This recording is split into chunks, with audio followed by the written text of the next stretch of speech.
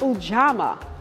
That is the word for our fourth day of Kwanzaa, the principle of building and maintaining businesses together and profiting together from them. Tonight's speaker is Whitney Middlebrooks, founder of Black Luxe Company. Whitney Middlebrooks is a skilled strategist and the visionary behind Black Luxe Company, an innovative social impact and design studio located in High Point, North Carolina. At the heart of her endeavors lies a dedication to cultivating sustainable processes, crafting compelling digital campaigns, orchestrating events, and shaping high-quality design systems, all underscored by a commitment to fostering diversity, equity, and inclusion. Middlebrooks' work is a symphony of her profound affinity for Black culture, African American history, her personal experiences, and her in-depth exploration of design, marketing, strategic communication. In expressing her mission, she is resolved in her pursuit of creating transformative experiences that elevate Black excellence in entrepreneurship. A testament to her passion and dedication is the Black Luxe Expo, an annual event that stands as the Triad area's largest Black-owned business expo. The International Civil Rights Center and Museum is proud to present Whitney Middlebrooks speaking on the principle of Ujamaa. Greetings, my family, my brothers and sisters. What an honor to be with you here today. My name is Whitney Middlebrooks, and on the fourth day of Kwanzaa, I am proud to present to you Ujamaa. Today, we celebrate the principle of cooperative economics, a commitment to build, maintain, profit together from Black businesses, stores, shops, and institutions that strengthen our community. Standing here in this sacred place at the International Civil Rights Center and Museum, I am reminded of the power of unity, collaboration, resilience of those before us. As the founder of Black Luxe Company and the host of the Black Luxe Expo, cooperative economics is not just an idea. It is a foundation of my work, passion, and purpose. Through entrepreneurship, I've witnessed the transformative power of investing in one another, circulating the Black dollar, and supporting platforms that highlight Black excellence. When I envisioned my business and the expo, I didn't see them as just simple opportunities to create an event or a design solution. I saw it as tools for empowerment. I saw them as vessels to put money into the Black community, uplift entrepreneurs, and affirm the creativity and excellence that has always been embedded in our culture. And we celebrate this power today through the spirit of Ujamaa. Let me share my journey with you into entrepreneurship. Truthfully, I never saw myself or imagined myself as an entrepreneur. My vision was focused on climbing the corporate ladder and becoming a six-figure marketing executive and using my skills in a traditional setting. But clearly, entrepreneurship was destined for me. So in 2020, on Juneteenth, a day symbolizing freedom and resilience, I launched Black Luxe Company. It began as a lifestyle brand and an outlet for me to speak out against injustice and to combat the pain of witnessing the racial and political divide. Between the chaos of COVID-19, police brutality, and the widespread protests, I felt overwhelmed and knew I had to create a space for change, or at minimum, a platform for me to share my unfiltered thoughts. So before this venture, I've always had a thriving career in marketing, freelance writing, and maintaining an entertainment blog that led me to cover some amazing concerts, red carpets, and interview a lot of amazing celebrities. But during grad school, my passion began to shift. Real life was happening. And after the tragic death of Trayvon Martin in 2012, I couldn't turn away from the injustice and systematic trauma that our community was facing. I needed to use my voice in a different way. So through Black Luxe, I launched a blog, and along with some other writers, got them on board to share their unfiltered thoughts and experiences, along with merchandise and other collaborations. So when I decided to host the inaugural Black Luxe Expo in my hometown of High Point, North Carolina, during the height of the pandemic in 2020, it was just meant to be a one-time celebration and an opportunity for me to introduce my business to the community, and an opportunity for the community to get out of the house and find some joy despite the masks and restrictions. But the overwhelming support and positivity from the event showed me the potential for something far greater than I ever imagined. What started as a single event, the Expo has now grown into an annual high-energy celebration of Black-owned businesses, culture, and community, historically featuring over 100 Black-owned businesses from 8 participating states. But the Expo is just more than an event. It is my love letter to the principle of Ujamaa. It is a space where Black excellence meets economic empowerment, where we not only celebrate the amazing products and services created by some amazing Black entrepreneurs, but we also honor the stories, the struggles, and triumphs behind them.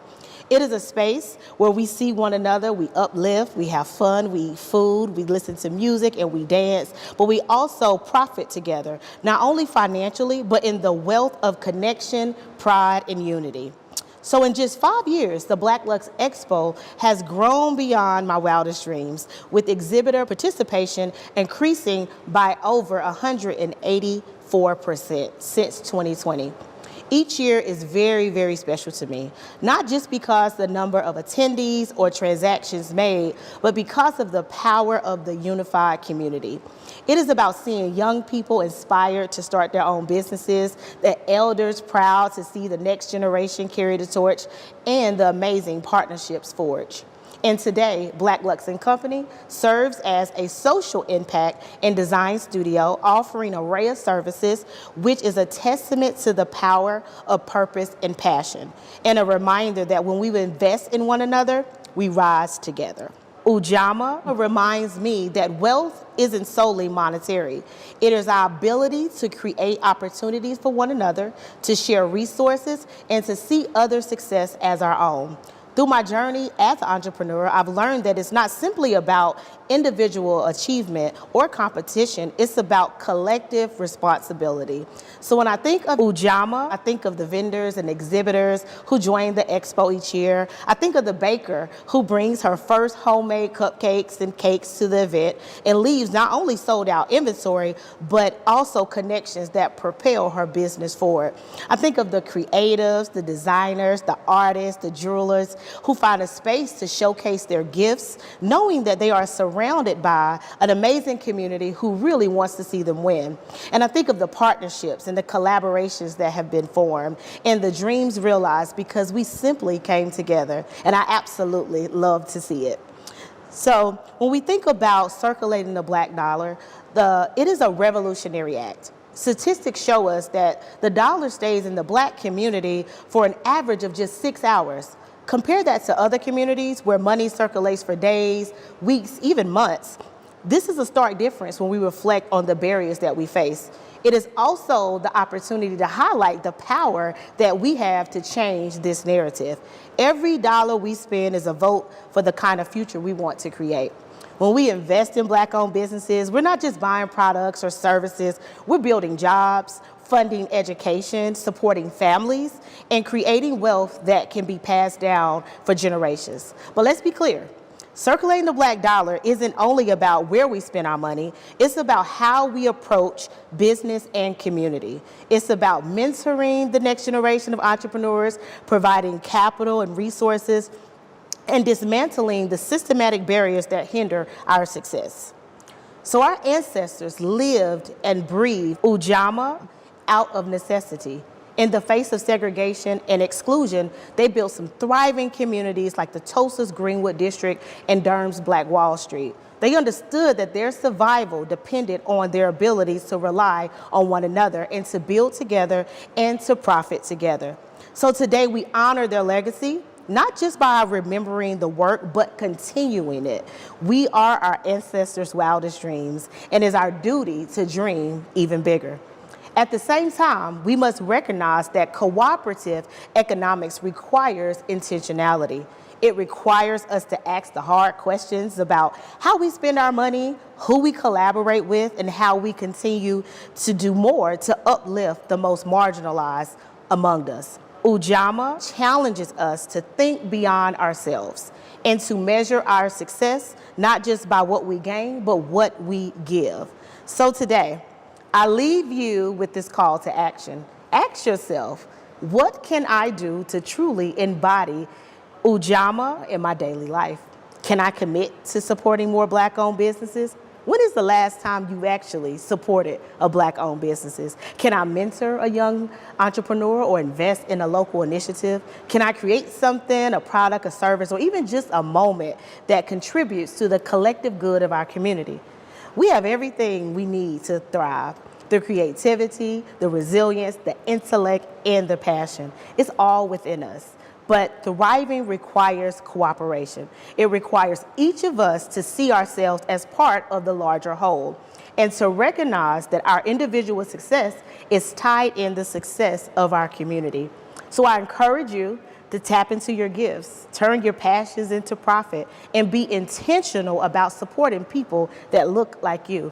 It only takes 2 seconds to share a post on social media. Go on Google and write a positive review. Leave a comment. Refer a Black-owned business to your family, friends, and your network. So let's keep the dollars in-house. Let's create a thriving ecosystem that sustains and uplifts Black-owned businesses, not only on social media, but in real life. So together we have the power to build a stronger, more connected, and economically empowered community. Let's honor the principle of Ujamaa by making this commitment, not just for today, but every day moving forward. It is a guiding light for how we live, we work, and build together. Let us honor the sacrifices of those who came before us by creating opportunities for those who are going to come after us. And let us remember that when we rise, we must lift as we climb. And in the words of my favorite actress, writer, and producer, Issa Rae, I am unapologetically and forever rooting for everybody Black. I grew up in a home where we follow more traditional Christian values, and we did incorporate the traditional Christmas experience. However, I was very fortunate throughout childhood to be involved in some amazing enrichment programs. It was after school and summer, and so during those programs, this is when I was introduced to Kwanzaa. And when you're in elementary school, I'm very focused on the music. I'm focused on the culture or the clothes or the kente cloth and what are we going to wear? Are we going to wear a different scarf this time? So as a child, I'm more focused on those aesthetics, right? I can't say in elementary school, all of those principles made sense to me. So as I grew, maybe middle school, I started finding like, okay, I understand what this means. In high school, it starts making more sense now. And of course, as an adult, it makes completely sense. So, and in this moment today, my family is even inspired to say, you know what? We're going to be intentional and moving forward, we're going to celebrate Kwanzaa. So I think we all have an opportunity to incorporate all of these things in our life, and it's never too late. So let us continue to honor the spirit of Ujamaa by building together, supporting one another, and creating an economic legacy of excellence and empowerment. Thank you for joining us, and may you and your family have a happy Kwanzaa season. We thank you for joining us this evening. I hope that you gained a lot of insight and inspiration from our speaker, Whitney Middlebrooks. She is a young, innovative strategist who I am always impressed by young people who are determined to make their mark in the world and serve their community to the highest capacity by utilizing and integrating the Nguso Saba. Be sure to join us tomorrow for our speaker, Kenya Mary Morris, who will be speaking on the principle of NIA. See you tomorrow.